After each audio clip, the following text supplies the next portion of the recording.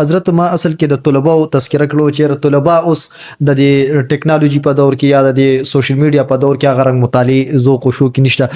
حضرت زبا اخیری پوښتنه تر اعظم چونکې د سوشل میډیا یو یلغار دی او یو فتنی فساد دور دی په داسې دور کې چې باطل چې کوم دی د هر طرف نه خپل ټیکنالوژي استعمالي یا چې کوم دی هغه خپل کوشش کوي په داسې دور کې بچی کوم دی نوجوانان چې کوم ینګ جنریشن دی هغه د خپل عقیدې اصلاح او د باطل د عقیدې نه بچی کوم دی اجتناب څنګه کوي؟ یو خو بنیادی خبره پدې کې دا د شدي په خپل علماء حق اعتماد وکړي. صحیح. دا کومه خبره چې نن سبا په نوجوان نسل کې راګډه شوې ده چې د عالمانو نه دل برداشت دي، د عالمانو نه تېښته کوي، دا ډیره ناکاره خبره ده. صحیح. دا ډیره نقصان خبره ده. د یو قوم د زوال نښه دا ده چې دوی به د خپلو مستندو مشرانو باندې اعتراضونه بېجا شروع کړي. نو عالمانو باندې اعتماد پکار دی.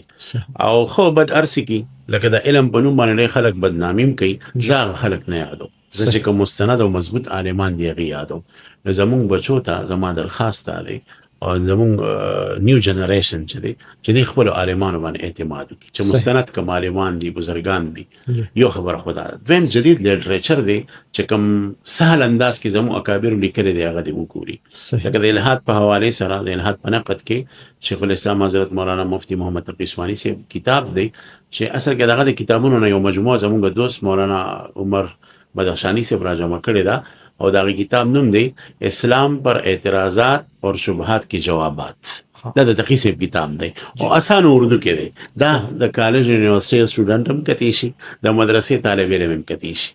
پروفیسر حسن عسکری یو کتاب لیکلی دی، دا پروفیسر ور قابل سره او د مفتی شفیع صاحب او تقی صاحب په حکم دا کتاب ولیکو او دا کتاب نوم دی جدیدیت.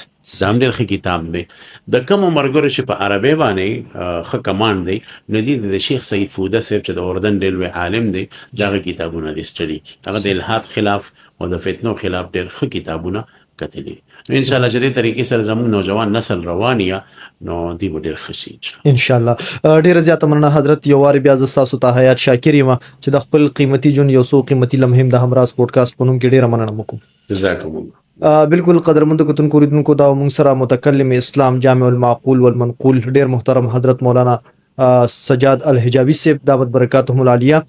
تر بل پروګرام پورې خپل قربا محمد صدیق همراز لور کې اجازت په دغه یو شعر سره او دا شعر د حضرت تړالې وی چې چینار چینار زلمی دي او شملې شملې سرونه، چینار چینار زلمی دي او شملې شملې سرونه، نختر نختر ځواني دي او د علم ادب غرونه. خاد آباد بریالي راته اوسئ.